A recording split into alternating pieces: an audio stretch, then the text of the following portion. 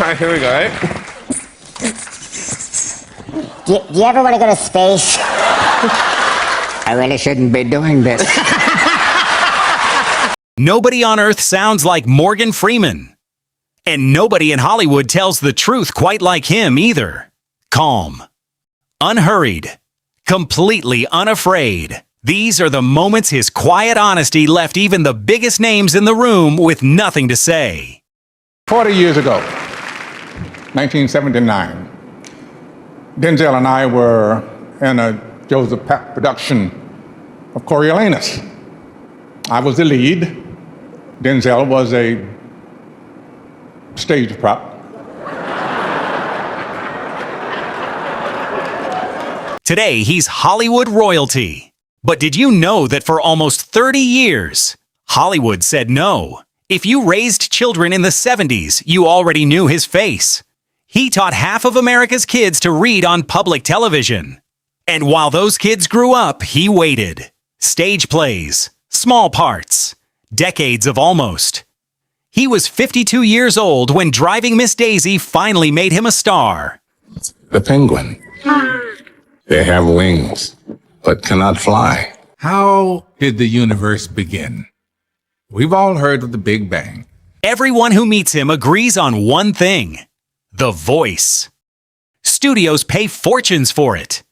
Hosts beg him to read grocery lists with it. We have a camera out on Hollywood Boulevard right now, and there's always people walking by, and we thought it would be fun if you would narrate, doing as you do so famously, someone passing us, okay? The man in the red checkered shirt, holding his selfie stick, trying to get that perfect selfie.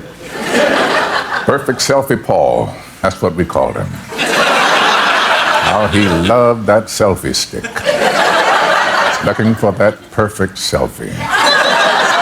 Could this be the one? The light's just right, maybe over by this wall? No. But look who it is. Another selfie stick guy. Selfie stick Sam. That's what we call him. Just two grown-ass men taking pictures of themselves on a stick. But the voice was never the point. It's what he does with it.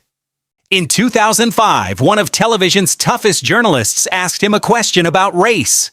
And Morgan Freeman, ever so calmly, turned the entire conversation upside down. No anger, no lecture. Just one quiet question of his own. Black History Month you find Ridiculous. why? You're going to relegate my history to a month? Oh, come on. What do you do with yours? Which month is White History Month? No, well, come on, tell me. Well, I'm Jewish.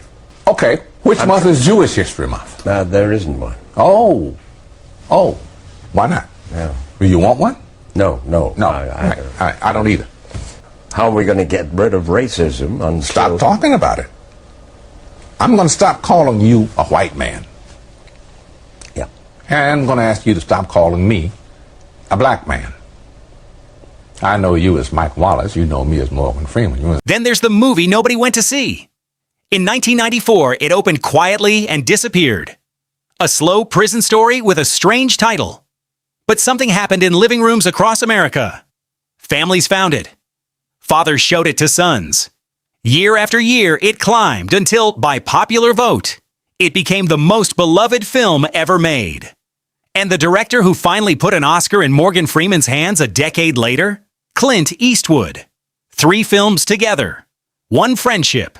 Some partnerships are simply meant to be. Tanked at the box office.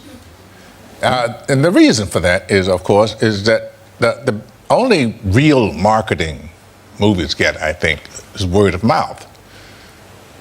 You can promote it all you want, but if the first few audiences go there and come back and can't say, I really saw this great film, then you're not going to go very far. In 2008, a car accident nearly took his life. It shattered his left arm, and the hand never fully came back. He lives with pain most people can't imagine, and you would never know it because he refuses to complain. He golfs with one hand. He kept working. And back home in Mississippi, the man who has everything gives his time to the smallest of things. He turned his ranch into a sanctuary for honeybees. And at 89 years old, he's still out on the road, touring the Delta blues he was raised on with a full symphony behind him. Which brings us to the part of his story that matters most. At age 65, you got your personal pilot's license.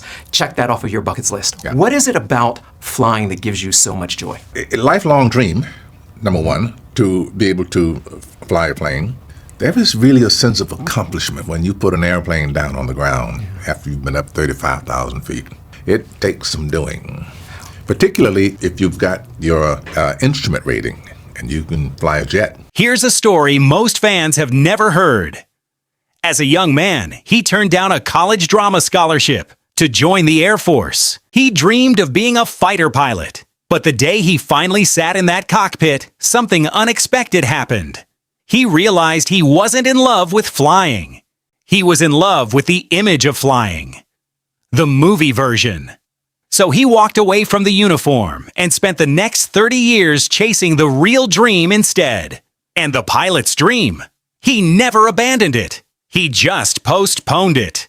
At 65 years old, Morgan Freeman earned his pilot's license and took to the sky for real. Late in life, the man who once played God on the silver screen went looking for the real thing.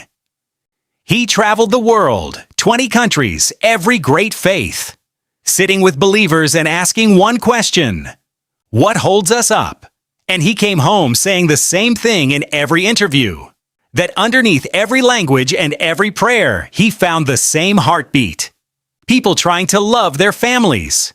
People trying to stay grateful. People trying to hope. Religion is pretty much about not dying. That personally, death is nothing.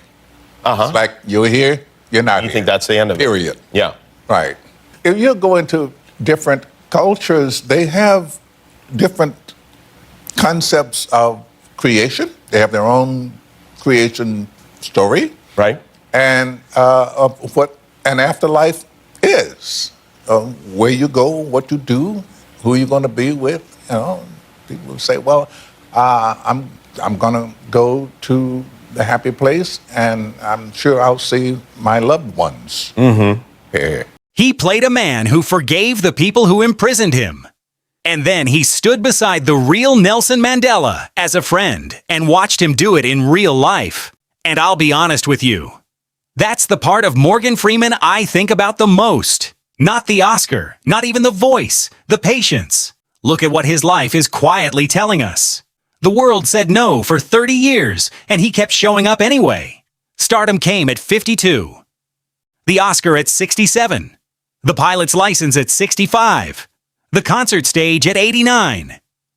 And when they ask him the secret to a long life, his answer is 3 little words. Just keep moving. So whatever it is you're waiting on, whatever you've decided you're too old for, maybe today is the day. Plant the garden anyway. Make the phone call anyway. Say the prayer anyway. Forgive them anyway. Because if this man's life proves anything, it's that grace doesn't watch the clock. And sometimes the best chapters are the last ones. His most famous character said it best: you get busy living, or you get busy dying. Get busy living. You get busy dying. So tell me in the comments, which Morgan Freeman story stayed with you? And what's the one thing you're refusing to give up on? And if you love legends who tell the truth, the man with no name is waiting for you right here.